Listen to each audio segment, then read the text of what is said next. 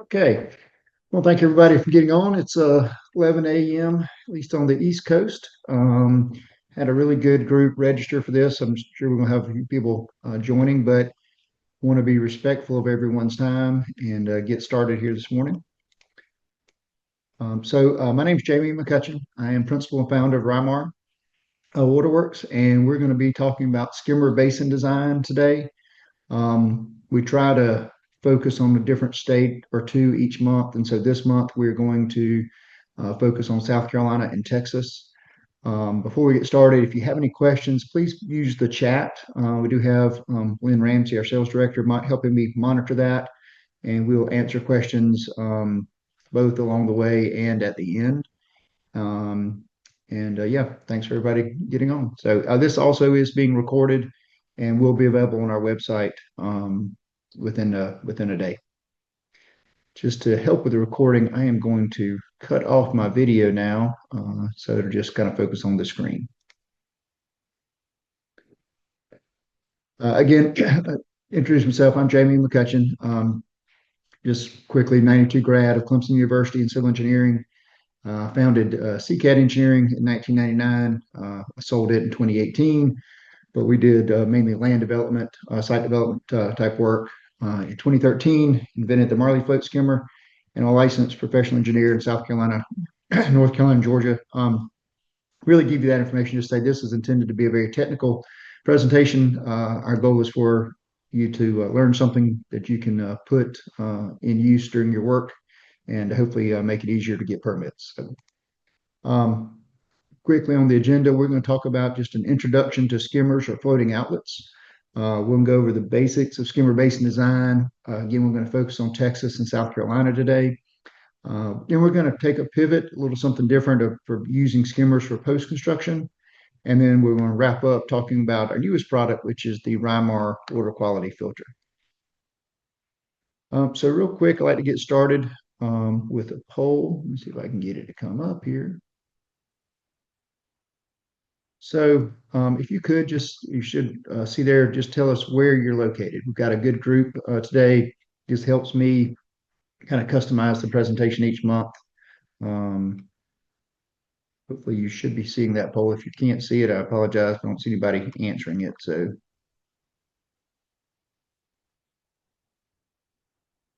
well, I'm going to assume poll may not be working today because it doesn't look like anybody was able to answer that. So if you want to put in the chat where you're from, that's fine. If not, we'll just keep rolling today. So sorry about a little technical glitch there. So skimmers have been around for a while. We used to do a perforated riser with a sediment stone check dam to trap the sediment. But we were pulling the water off the bottom of the pond where the sediment concentrations was highest. Like I said, skimmers have been around, depending on the different state, anywhere from maybe a year or two in some areas to 25 years in others. They float and they drain the basin from the top down. This allows mud to settle and releases that cleaner water from the surface or near the surface. The Marlee float skimmer, which is ours, is a little different than others, as our inlet is actually submerged.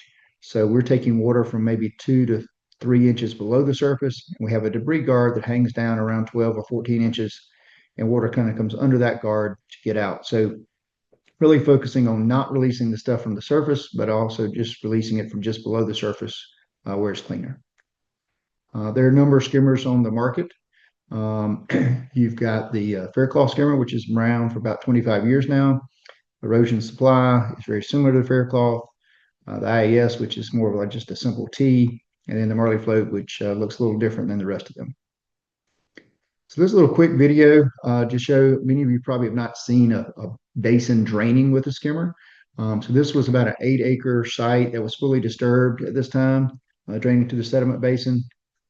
And this is the actual outflow from that skimmer for that basin. Now this was pretty clean water, which we were glad to see because this site had a lake about maybe 100 yards or so from the outfall.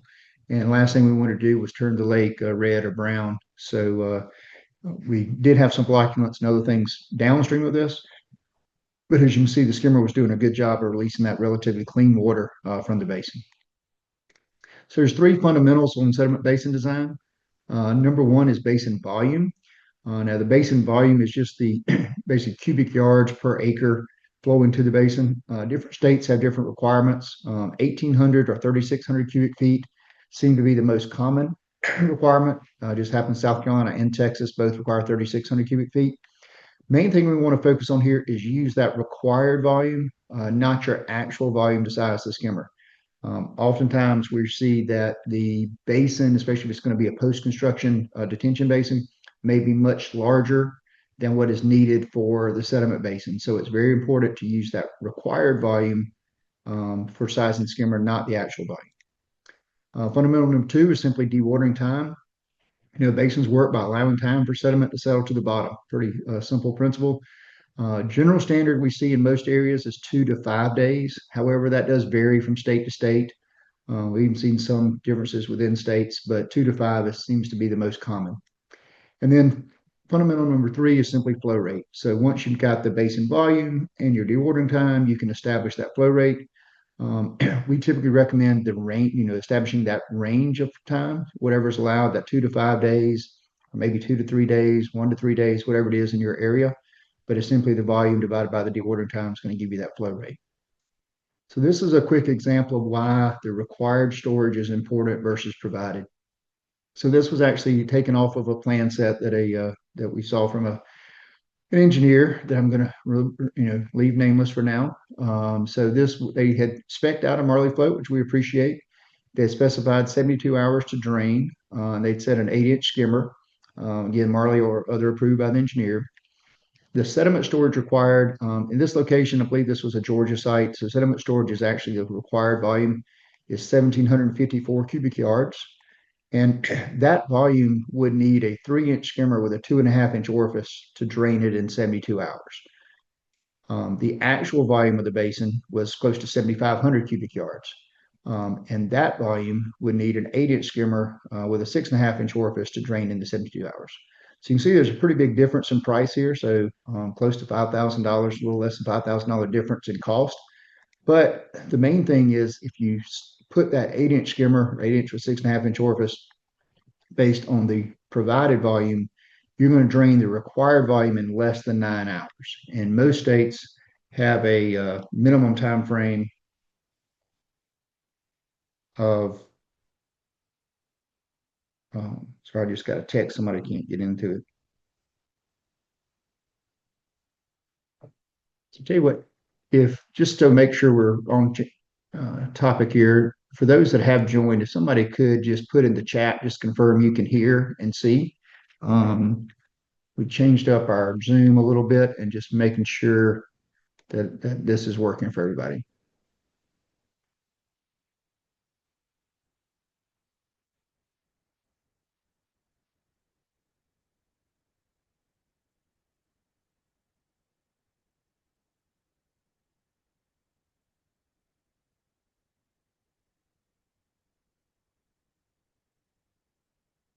All right, well, I apologize for those that have been in the waiting room. We had a little technical difficulty here and did not realize that you were not in the presentation yet. So we're going to start over for those that have joined. So, all right. So, again, apologize for that. We're running a few minutes behind now, but we'll catch up. So, I think we've got everybody in. Hopefully you can hear me and see the screen. Cut my video back on here for just a second. So my name is Jamie McCutchen. I am principal and founder of Rymar Waterworks. We're going to do a webinar today based on skimmer basin design. Again, for those of you that were in the waiting room, I apologize for that. Thought we had this change where set up that everybody could get in, but hopefully you're now in and can hear and see the presentation. So I'm going to shut my video off just so it works a little better with the recording. This presentation is being recorded and it will be available on our website. So real quickly about me, I'm 92 grad of Clemson University in civil engineering. Founded CCAD Engineering in 1999 and invented the Marlee float skimmer in 2013. I'm a licensed professional engineer, South Carolina, North Carolina, and Georgia. I give you that information just to say that this is intended to be a technical presentation. Goal today is to help you, give you some information that you can use and learn something, and something you can put into practice. So what we're going to talk about today is we're going to do an introduction to skimmers or floating outlets. We're going to go over the basics of skimmer basin design. Again, we're going to focus on Texas and South Carolina.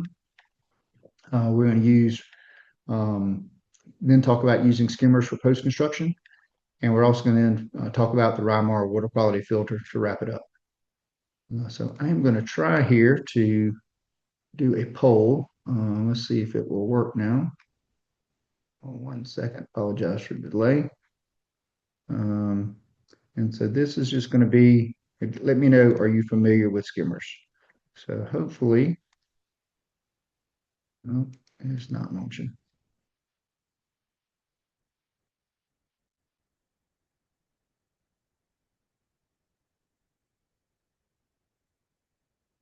There we go. Okay, hopefully you can see that and you can just kind of give an idea. I'd like to get an idea of who's familiar and who's they're new to, just so we can customize the presentation each month to those.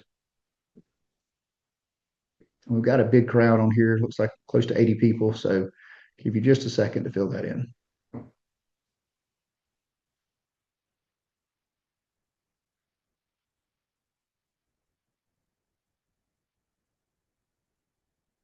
All right, we're going to stop that, share that. So it looks like we got about 50% of the people are somewhat familiar, 38 are very familiar, and then 15 are new. So glad to have everyone on here.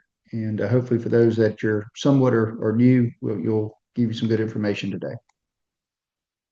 So areas without skimmers, we used to have a perforated riser, and we typically had an opening or discharge from the bottom of the pond.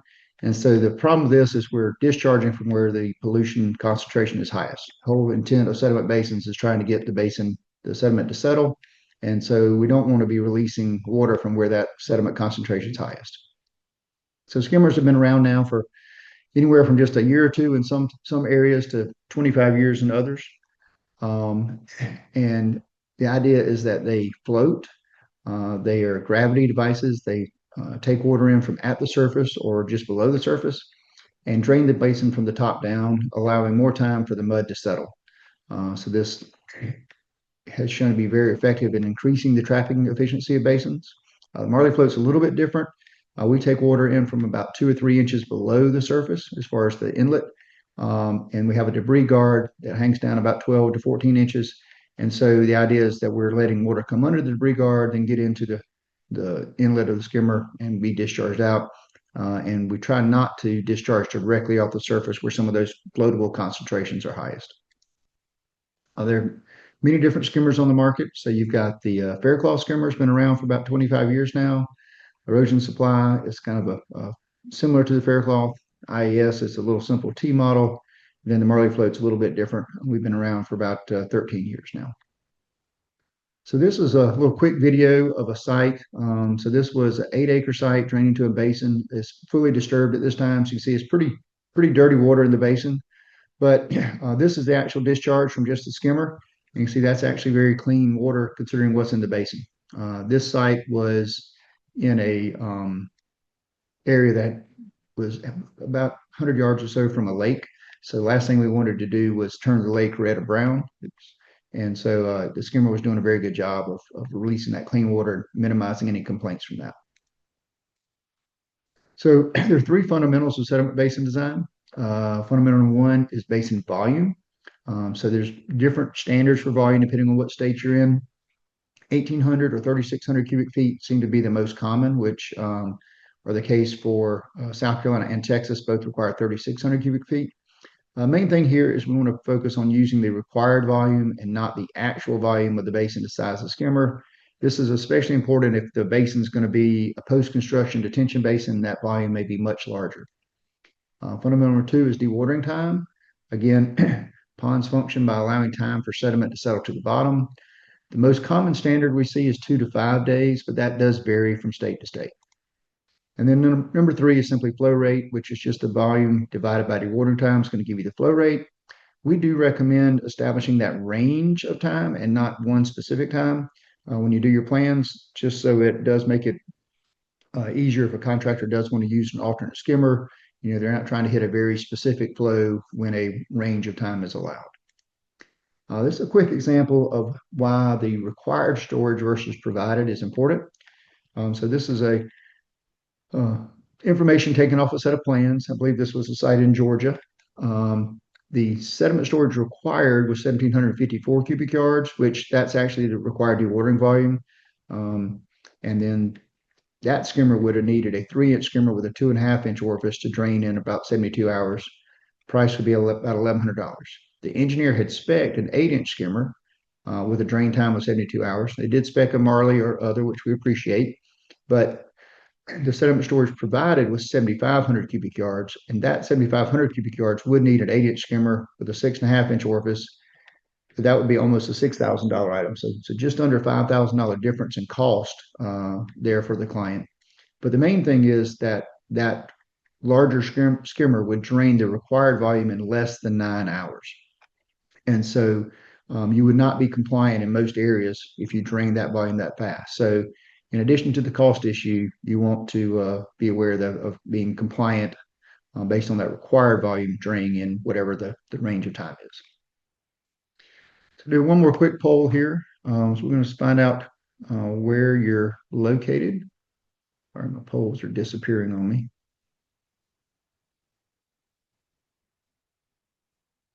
Yeah.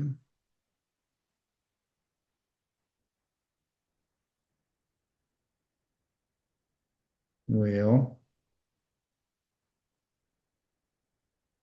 oh, it's not working, so we'll just skip that. Sorry about that today.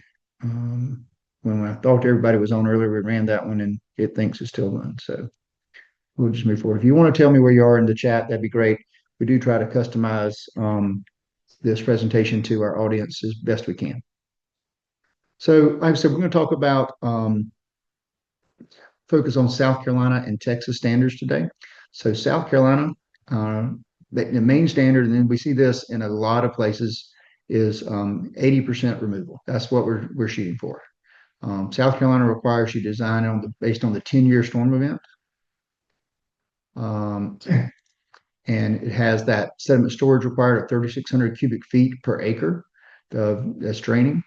And it has a minimum dewatering time of 2 days and a maximum dewatering time of 5 days. One other thing important about South Carolina is when you do your skimmer size selection, they recognize that skimmers don't all flow the same, and you should base your skimmer size and orifice based on flow rates or product specific, and should be based off product specific testing to determine what those flow rates are to provide a more accurate drawdown time. Texas here, a little bit different standard. So Texas, you can either calculate your volume for a 2-year, 24-hour storm, or you can base it on 3,600 cubic feet per acre, or you can use whichever is less. So depending on your rainfall event, you may end up with a little less volume, but if it's over, if 2-year 24-hour storm is over 3,600 cubic feet, you can go with the 3,600 cubic feet per acre. And they also do want you to utilize outlet structures that withdraw from the surface. So the North Central Texas has some design manual requirements for sediment basins. And then again, the minimum dewatering time is 36 hours in Texas, and the max is 72. So basically 1.5 to 3 days versus the 2 to 5 days. And need to just, the flow rates need to discharge the basin within the selected time period, that dewatering time. You also base the primary outlet design, which is going to be your skimmer and riser, on a 25-year, 24-hour storm. And again, they have the same withdraw water from the surface unless infeasible, which most states now say. They also have a little design form here, give you that total area draining to the basin, total disturbed area to the basin, and minimum required volume. So this little quick chart to kind of compare standards. We have South Carolina, North Carolina, Texas, and Virginia on here. So again, basin volume varies 3,600 cubic feet per acre for South Carolina and Texas. North Carolina is 1,800 cubic feet per acre. Virginia is the 67 cubic yards comes out to 1,800 cubic feet roughly, but they require that 1,800 cubic feet of wet storage and 1,800 cubic feet of dry storage. They've got a permanent pool with their basins, as do some other states.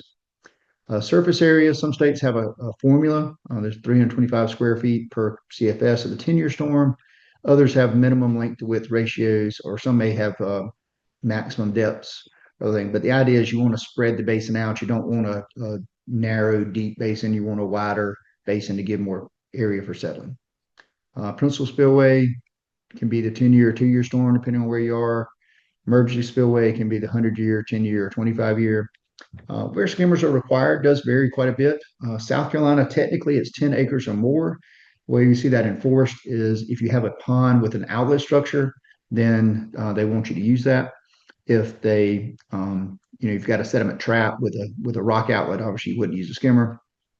North Carolina, they say 1 acre or more. We've seen some skimmers on mud puddles in North Carolina. Sometimes it's hard to drain those in 2 days.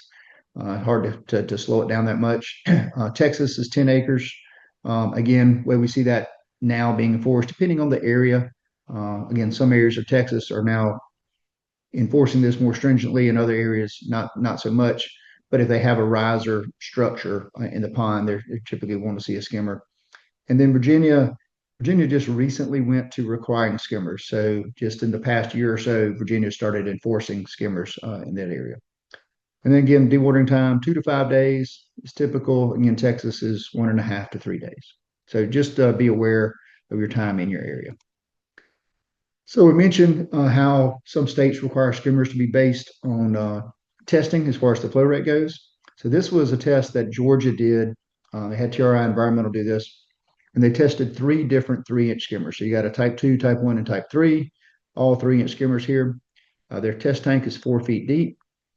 You see at a 1 foot depth, 2 of the skimmers were really close to flow at about 37 GPM, and the other was nearly double at close to 70 or just over 70 GPM. All 3 skimmers, as the depth increased from 1 foot to 4 feet, had about a 25% increase in flow rate. Again, 2 were pretty close, about 50 GPM, and 1 nearly double at 90. So the main point there is be aware of flow rate, not just skimmer size. If the U.S. consultant put on the plans just generic 3-inch skimmer and don't give any more information, you intend one to flow at 50 GPM, you might get one that's 90 and vice versa. So important to identify that flow rate, not just skimmer size on the plans. To help with that, we have a design tool. It's a simple Excel tool which you can download from our website. This is a North Carolina example, but it applies other places as well. So you've got your date, project name, location. You can put in your company name, engineer name, your sediment basin description, basin 1, 2, 3, ABC, whatever it is on your site. Here we have a check. So here's your required dewatering volume. So in this case, I have 7.5 acres, and I'm in North Carolina, so it's 1,800 cubic feet per acre. So that gives me a required volume of 13,500 cubic feet. This box here is where you put in your basin information. So we're going to put in that range of time, again, 2 to 5 day range. So max 120 hours, min 48. Pond depth. Now it's important here to use the depth required to achieve this required volume. If your basin's 6 or 8 feet deep, but you only need 3 feet to achieve that volume, you want to use 3 foot depth. And then your top length and width and bottom length and width. Now recognize there's very few square or rectangular basins. So just use your engineering judgment to adjust these numbers. And you want this calculated pond volume, we recommend to get within about 5% of the required volume. Again, you're trying to hit a 3-day time frame, and so you don't need to necessarily try to hit it exact, but try to get within about 5%.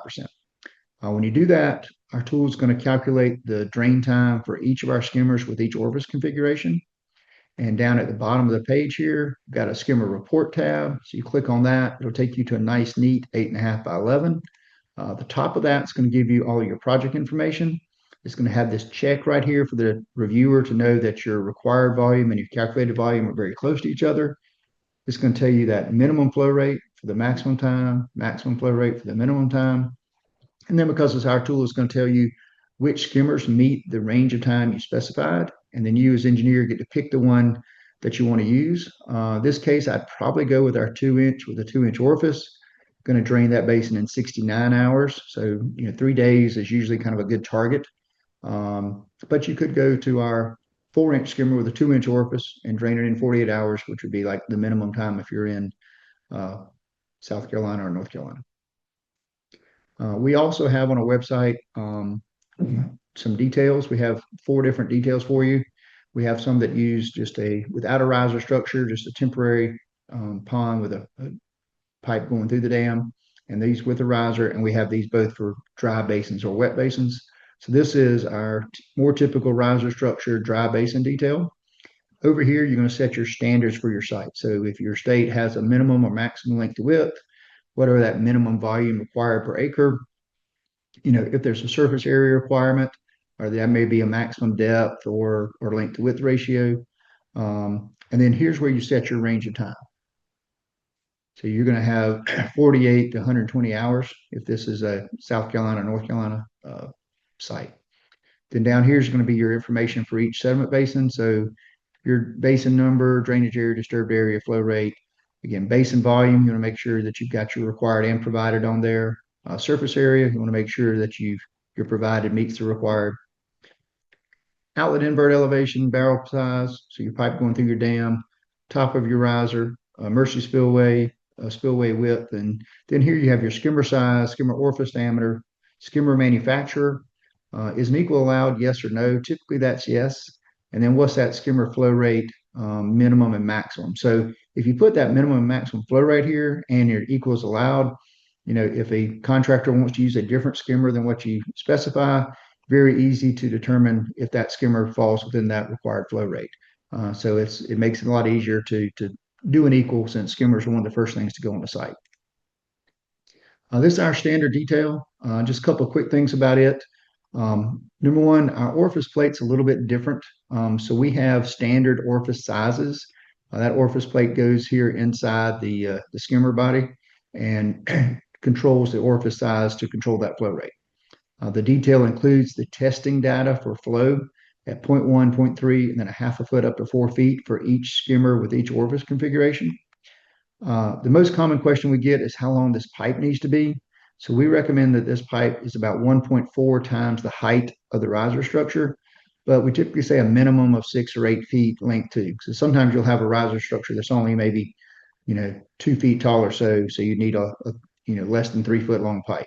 We would recommend you at least put in a 6 or 8 foot pipe for that. The other thing is we do call out for a 12-inch depression if it's a dry basin. And I'll show you a photo here in a second while we do that. We've also got a simplified version of this on our website. So this is our skimmer calculator. So you put in your basin name, put in your required pond volume, you put in your time to drain. Now this needs to be a range. So, put in your 2 to 5 days, or if you're in Texas, 1.5 to 3 days. If you put in 2 to 2 or 3 to 3, it's only going to give you an option if it hits exactly 3 days, which is probably unlikely. So make sure you put a range here. When you do that, it'll give you your minimum and maximum peak flow rate based on that range. And it'll tell you which of our skimmers with each orifice are going to fall within that drawdown time and what that drawdown time is for each. And then you can select the one you want. So let's just say you pick that and you hit the download button here. When you do that, it's going to create a PDF for you that you can download and put on your plan sheet. So have all your basin information up top, have all the information about the skimmer here. It's more of a generic skimmer, doesn't necessarily call out size pipe and stuff on these because it's more generic, but we're filling it all in up here. So a couple of photos. This one is a dry basin contractor did a good job.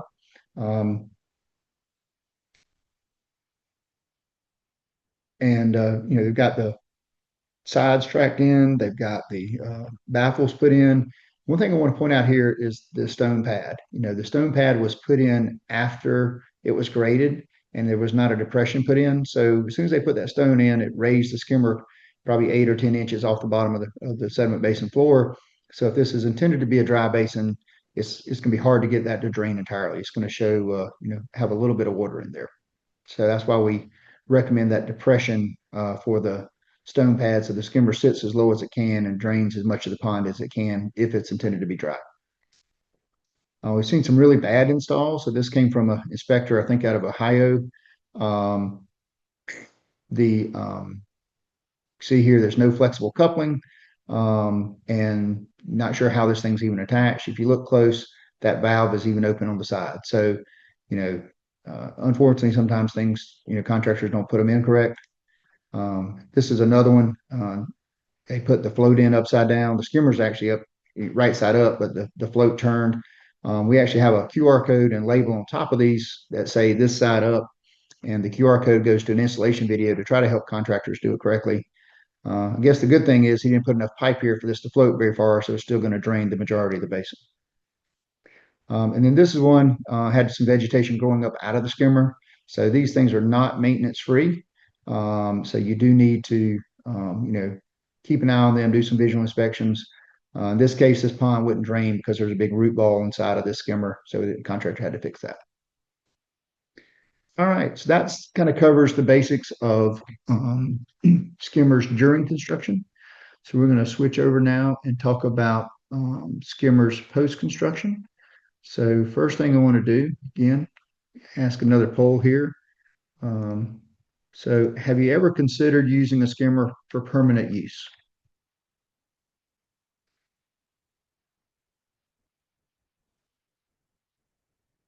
All right, we got people plugging in. Majority or no, which is typical. Wow, we've got more yeses than I've seen in the past. That's great. Maybe what we're talking about is getting out there now.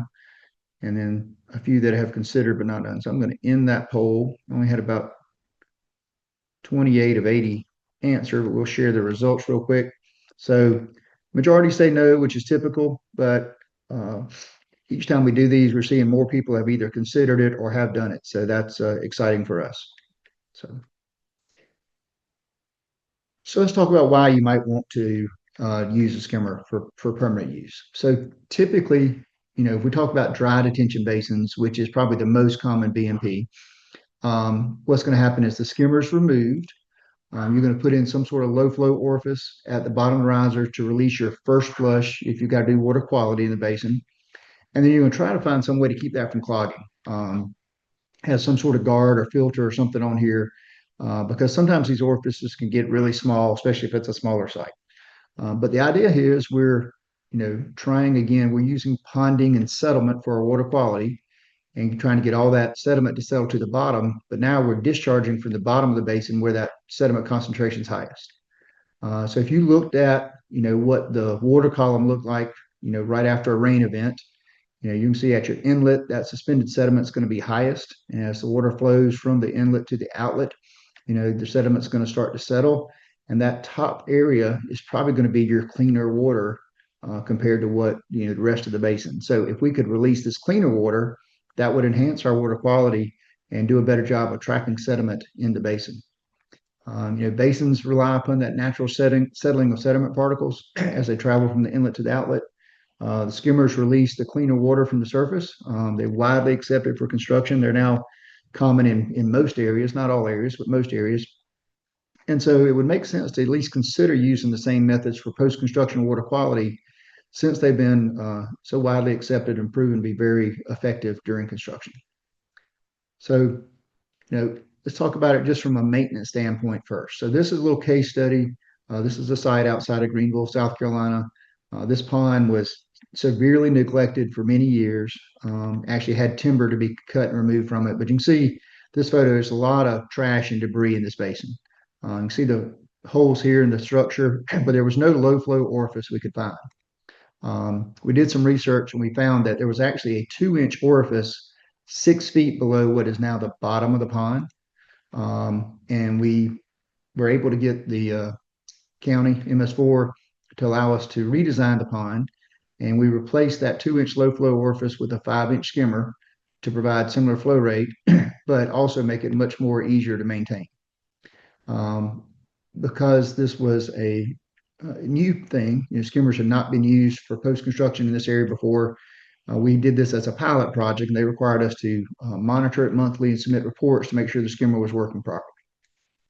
About a year later, the owner of the pond decided they were going to maintain it now. So they had landscapers go out, cut all the vegetation, but they just let it all fall to the bottom of the pond instead of getting it out. And they had a huge rain, about 5 inches in just a few hours, and pushed all that debris down in the bottom of the basin. But you can see the skimmer there. This is older model design, but you know, it was able to drain the basin down. If this had been, become clogged in any way, at least the skimmer would be floating. The depth of this, if that was a 2-inch orifice, that's about 8 feet. These are 6-foot riser sections. That's 8 or 9 feet of depth. And so you can imagine if that was a 2-inch orifice and got clogged, it would be extremely difficult, if not dangerous, to get it unclogged. So just good example of why skimmers can be effective, at least from a maintenance standpoint, for post-construction basins.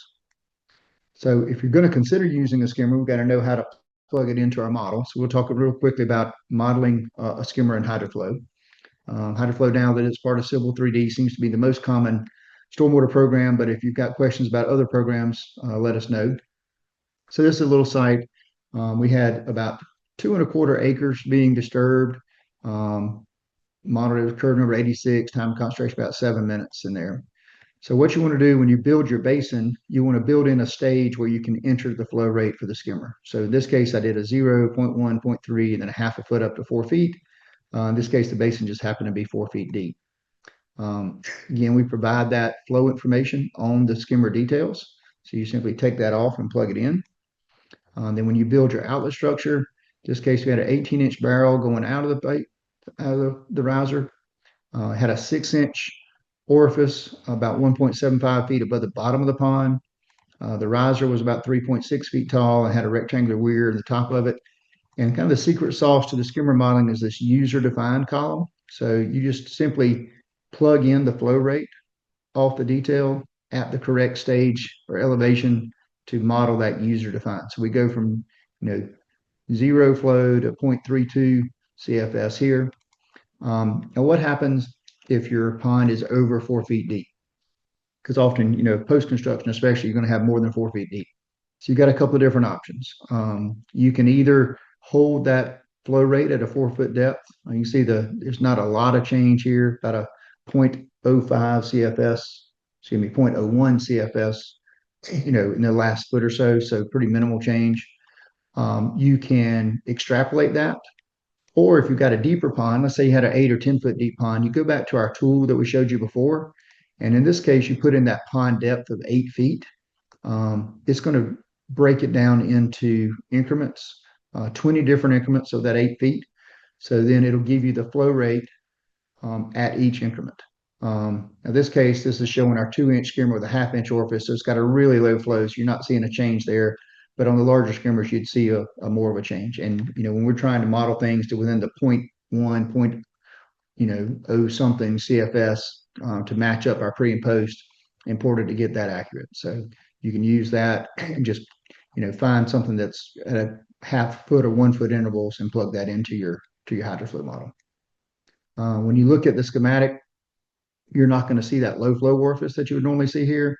That's your user defined, but that's your 6-inch orifice, your rectangular weir, and your riser structure going in there. But if you look at your stage discharge curve, this is the skimmer flow coming out. So that shows your user defined flow is, part of the model. Then your other orifices and weirs kick in to show your total flow.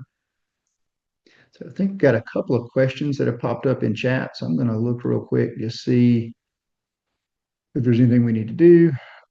Someone had asked about, they had to leave. We will have this up on our website, and we'll also email you a link to it.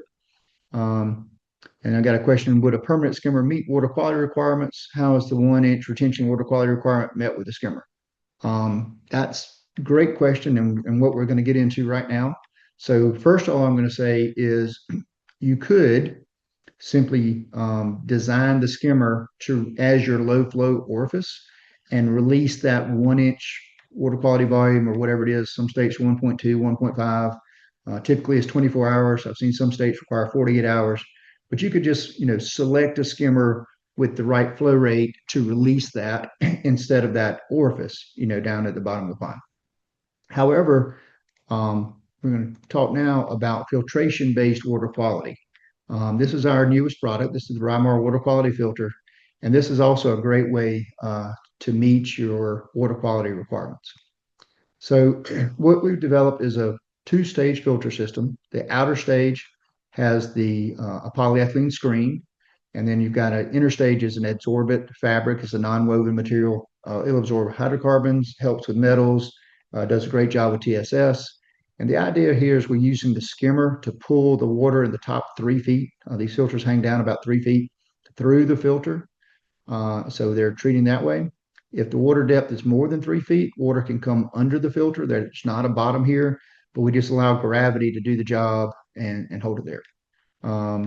And follow-up questions about 2-year, 10-year, 25-year storms. We'll touch on that here in just a second to show you that as well.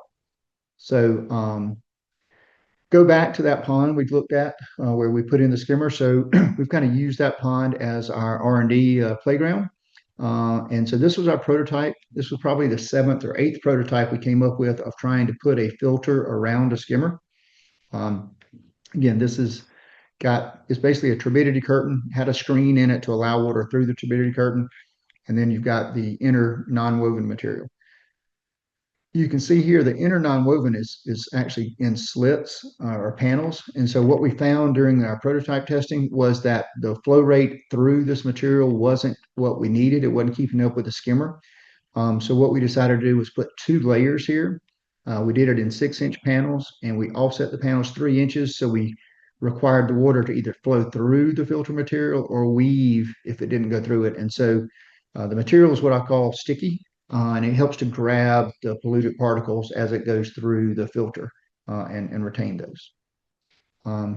So this, again, we've been monitoring this prototype for about 2 years. We set up a time-lapse camera to keep an eye on it.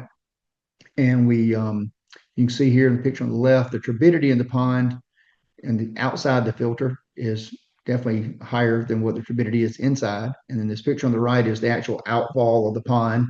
Fairly clean water. Definitely wouldn't drink it, but pretty clean water coming there. So we felt like we had a good product, and so we decided then to get it tested. So we hired TRI Environmental to do testing on this, and we got over 90% TSS removal when we tested. So a couple of things about the testing is we did it to an ASTM standard. So many of you may not be aware, ASTM is now has stormwater sediment retention standards. So ASTM C1746 is a standard test method for sediment retention devices. And we set the tank up to kind of test our filter and our skimmer combination, not take advantage of other things in a pond. So typically most ponds are going to have a forebay. You're going to have some travel distance. You got that minimum length to width ratio. You got a variety of things that are going to affect the TSS removal. And so we did not know how to assign, what percentage came from what. So we said, okay, let's set this up worst case. And so we've got our sediment laden water here coming in with within about 1.5 feet or 2 feet of that outer skirt. And so it comes directly in the tank, goes through the skirt and into the skimmer. And so we modeled this as a dry pond. So we started off with the tank dry, and you filled it up, ran it for a while, and then let it drain. And so, ASTM requires us to test 2 different skimmers, 2 different flow rates on this. We got 92% with one and 96% with the other. And so the lab said they would certify 90% removal for all skimmer sizes. Got one more question about NTUs. We have not measured the NTUs on there. South Carolina doesn't require that. I know some states like Georgia do, but we've not have not measured NTUs in our testing. So we've now installed the commercial version back in that same pond. You can see how much debris is in this pond. This pond is in a watershed that has about maybe 40 or 50 acres of commercial draining to it. It's old commercial, so there's basically no other stormwater management features. So this pond receives a lot of pollution that comes off those areas and comes into this basin. And then this is, it's a dry basin, so once it's dry, drained down, this is what it looks like. So this little quick time-lapse video, we do have a time-lapse camera set up there. And so the beavers invaded this pond. They started building a dam around the outlet structure, but they did not, at least this time, they did not affect the skimmer. And I will say eventually they did have to impact the skimmer. We had to go out and do some maintenance to get it working again, but it's working back now. But you can see here how the couple of different rainfalls over a couple of different days.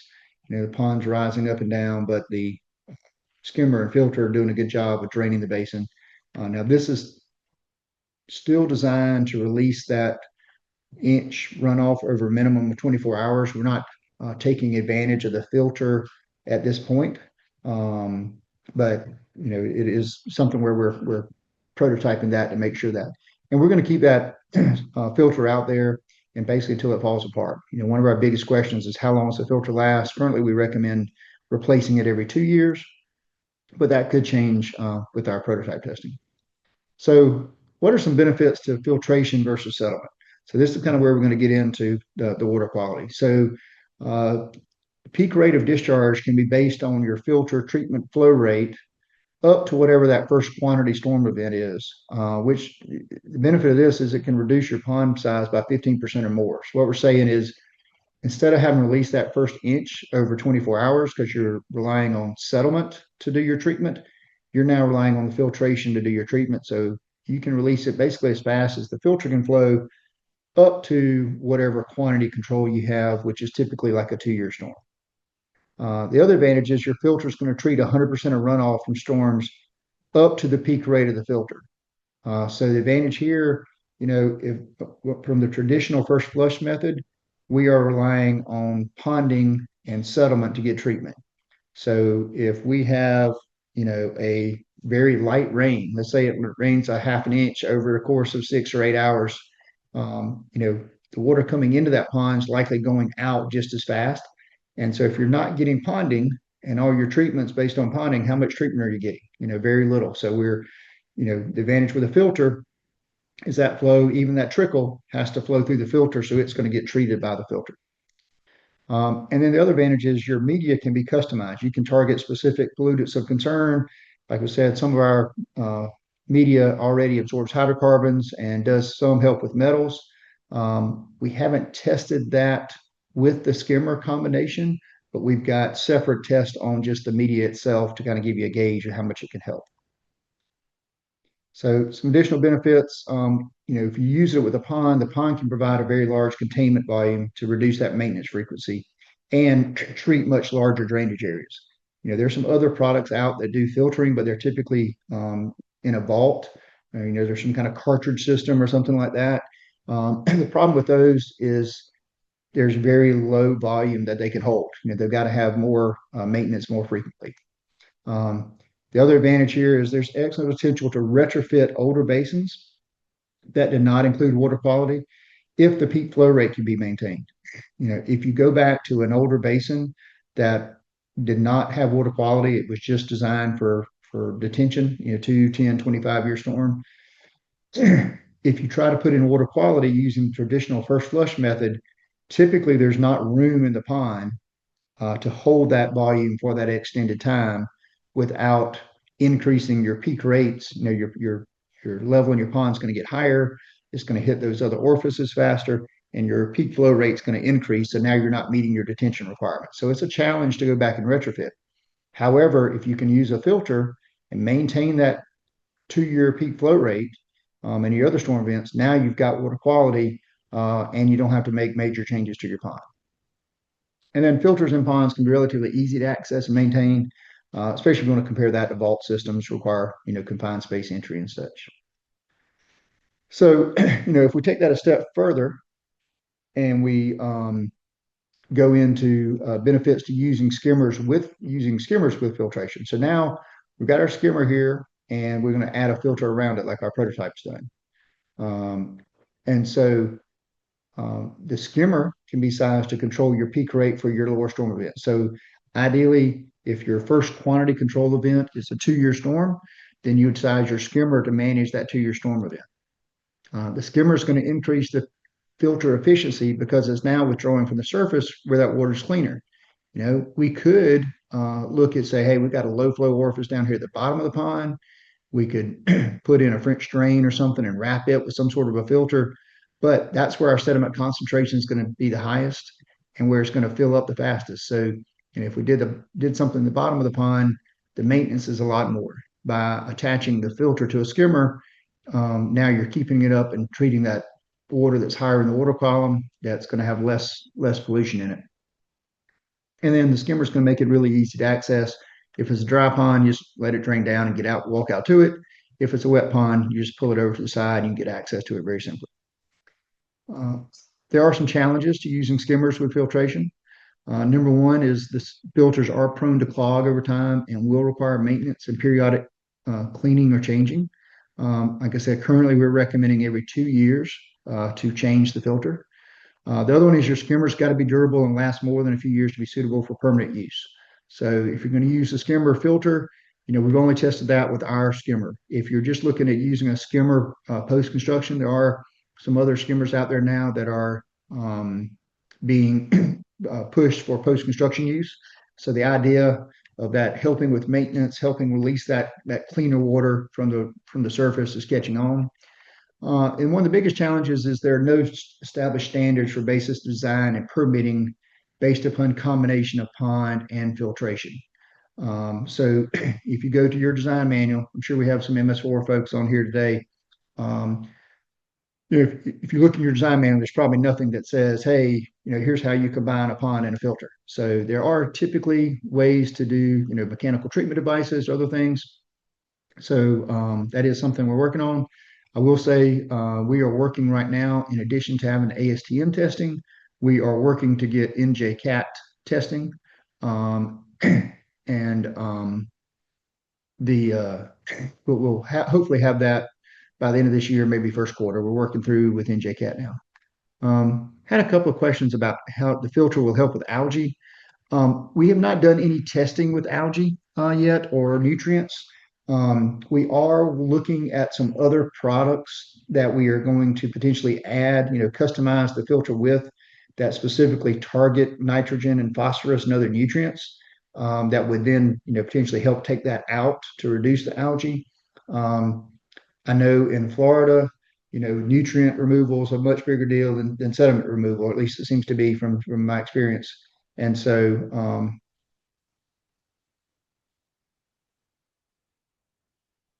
yeah. So for some reason, we have a bunch of people registered as Ty Garman. Ty is actually our a real person, and I'm not sure why we've got multiple people that are listed as Ty. We'll figure that out before the next webinar. So. And another Ty asked about recording. Yes, we will send this out, a recording of this out later. Um, so let's look here, just an example 5-acre site, just kind of show how you can reduce your pond size. So if we did a traditional first flush method, and we just had 5 acres, which would be assume a 1-inch volume off that 5 acres, that would result in a flow rate of about 0.25 CFS to release that volume over 24 hours. And it would require storage volume in the pond of about 0.245 acre feet. I did a hypothetical design, got about 2.5 feet of depth in the pond. On the flip side, if we use filtration, for my example I ran, our 2-year storm had a flow rate of about 0.72, 0.75 CFS pre, which we were shooting for. So we were able to put in a skimmer that had about a 0.7 CFS flow rate. And by doing that, we allowed that first flush volume, water quality volume out at 0.7 CFS compared to 0.25 CFS.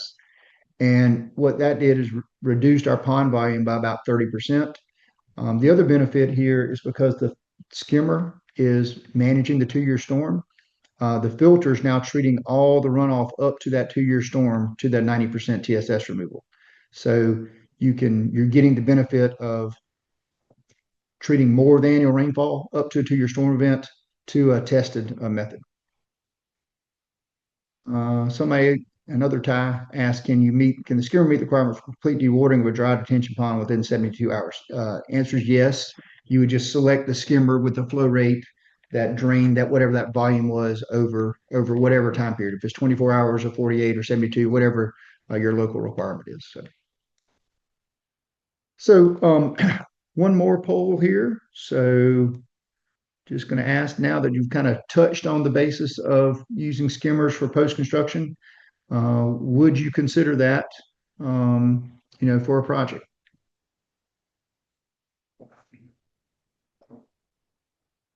And typically, we always have a couple of people still say no, they should be temporary, and we certainly respect that. As an engineer of record, you're open to do that. Looks like majority have said either yeah, maybe for the right project, or yes. So we got about 78% that have said maybe or yes, and then about 20% that said no. So we certainly get that. So, but again, it's just an idea. It's not going to be a solution for everything, but it's a good thing to have in your toolbox. Got a couple other questions here. What documentation can be used to determine if a sediment basin is not feasible? I'm not sure I understand that question. Think about that one. Somebody says cost-wise seem to make sense, but cost of maintenance plays in for sure. Yeah, for sure. The filter system, there's definitely a cost to it and definitely a maintenance factor. When you compare that to potentially saving 20 or 30% volume in your pond in a smaller pond, obviously it's just something you've got to consider. It's not going to be something that fits for everything. So here we'll wrap up. Got just a few more slides to go through. I want to talk about our website. So we work really hard to keep this up to date. We feel like it's one of the best websites in our industry. We do have a resources and training page. So we've covered a lot of information today. I've got a training series on there that takes a deep dive into the topics we've touched on. We've kind of touched on some general stuff, but if you want to go into a more deeper dive, step by step, like through HydroFlow, for those of you in South Carolina may use SEDCAD, we have that. We got some case studies. Anyway, good resource for you there. Also, we keep our latest webinars on our YouTube channel and on our website. So if you want to come back and revisit this, or if you had to leave early or had a colleague had to leave early or want to share it, it'll be on our website. You'll also, if you attended today, you'll get an email with a link to it. We mentioned our downloads. So we have a simple download. We call it our engineer spec pack. It is in a zip file. It has 3 different folders. So you've got one folder that's got the Marlee float skimmer details. It's got our design tool, test data, maintenance recommendations, pretty much anything that an MS4 could ask. Then you have our sediment basin details in a separate folder. And then the third folder is our water quality basin details, which provides design guidance, kind of step-by-step walking you through it, our test data, the ASTM testing, and other supporting information. And then as soon as we get our NJCAD approval, we'll definitely be getting that out and added that to our spec pack as well.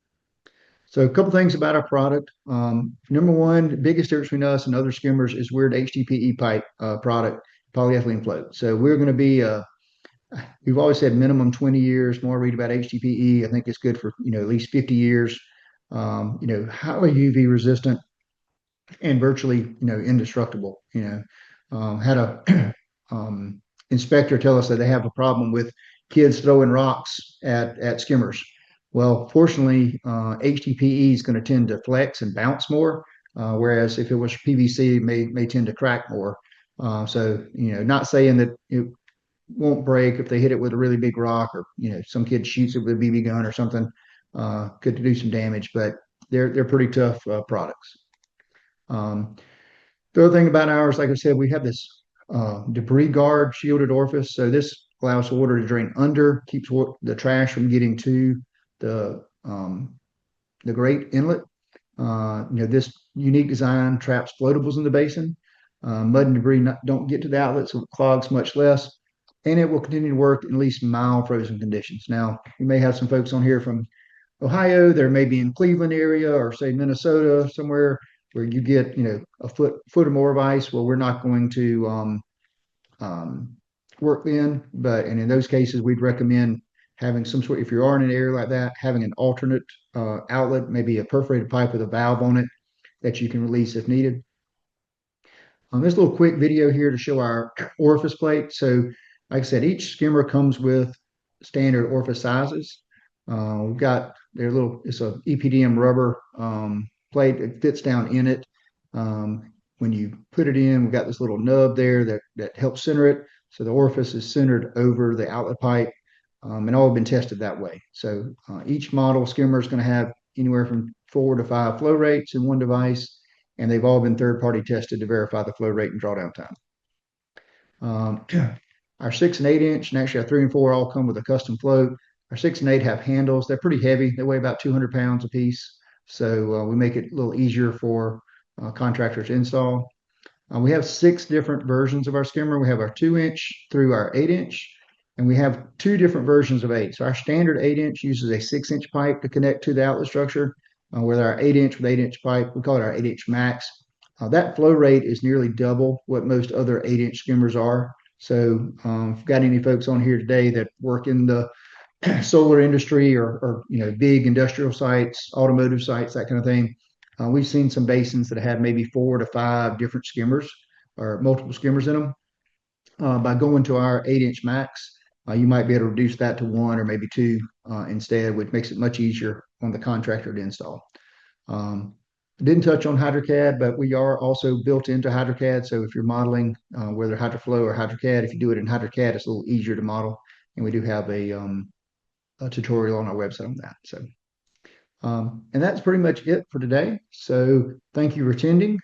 If you have any questions, you can email us at info@rymarwaterworks.com. We did get a question about PDH certificates. If you need a PDH certificate, please email us here. Just let us know you need one. I know I think we have close to 80 people on here today. We're happy to send those out. Just let us know you are. If you're in Indiana, I didn't see anybody there on the chat, but or if you're in a state that requires approval for PDH, we have Indiana approval. I don't know if we have any other states right now that require any kind of certification for PDH, but if you are in one, let us know. We'll get that done because we feel like we're doing a very technical presentation. Hopefully you're learning something. So if anyone has any other questions, I'd be glad to answer them.